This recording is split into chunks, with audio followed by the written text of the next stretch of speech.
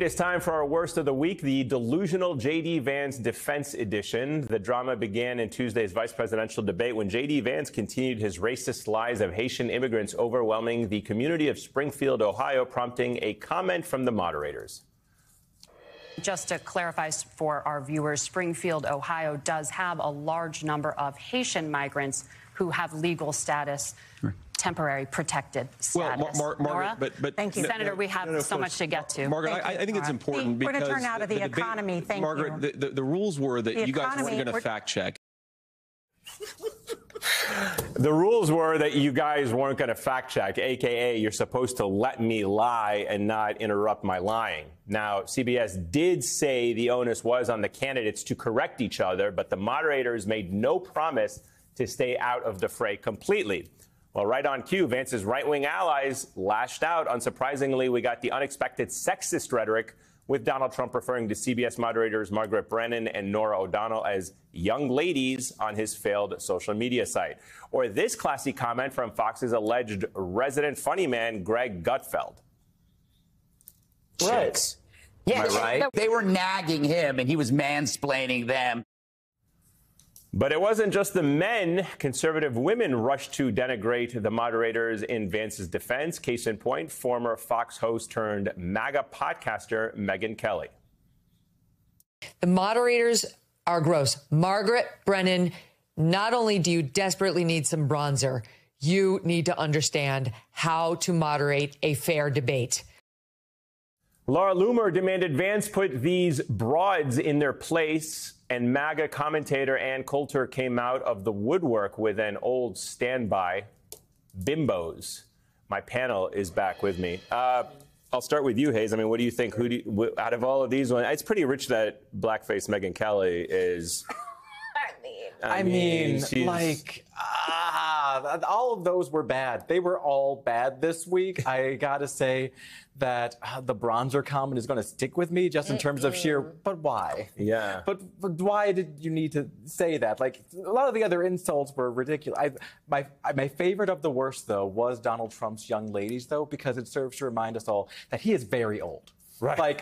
It is very grandpa calling like his grandkid who is in her 30s by now, young lady energy out of him to do such a thing. But what do you make of it? I mean, it's, again, the conservative women going after other women in this kind of vulgar and demeaning way. Nobody actually debated the merits or countered the point or the merits of the argument, which means, A, it is a lie that they know that Springfield, what they're saying about Springfield is a lie, demonstrably. But they didn't actually try to argue the merits of what is being said about Springfield. They just attacked them, whether it's about their looks or broads or bimbos or young or, not looking the way that Megyn Kelly wants them to look. I mean, it's just, Megyn Kelly is rich, in her commentary that she has, as well as Laura Loomer, because they believe that their proximity to maleness, to the patriarchy, to white men is going to save them. They are the handmaids, right? Of white supremacy. And so when you listen to the language that they use, and I'm just like, this is what, Megyn Kelly was part of the lawsuit at Fox, right? For sexual harassment.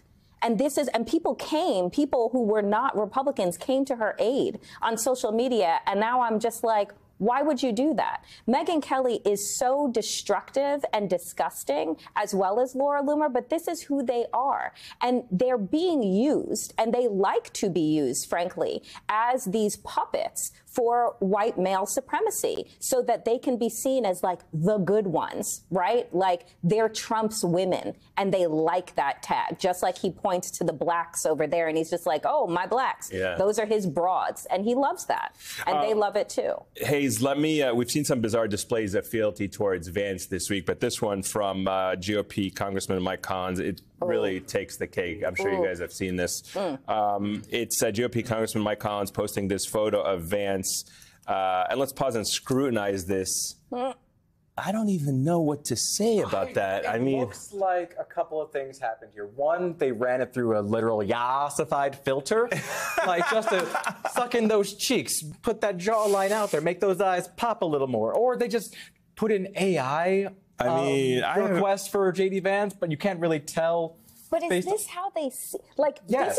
this is what makes me like fearful, is that this is how they see themselves. It's like they're looking at themselves inside of a funhouse mirror. It doesn't make any sense, right? Like when they put Donald Trump on Rambo's body, right? It's just, that's what you see, because that's not what I see. The rainbow thing is kind of like whatever, because it's. I mean, I get it, the symbolism of it. Like they're trying to make him sound like this like tough guy, American guy, but this is creepy. That's cultish, and it's weird, and it's not normal. We all saw him I on know, camera. That's what I mean. It's like, look at this. It's like, I'm just curious, who found that picture for Collins's Twitter or X account? Because I mean, he might have made it. He might have made it. He might have just typed into ChatGPT or whatever. Give me it or Ozempic JD Vance. Yes.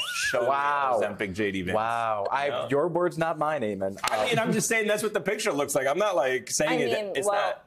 There's the bronzer that Megyn Kelly was looking for and is a fan of. Let me play. I got one more for you. Let me show you guys Jesse Waters, what he had to say about Vance's performance. Watch this.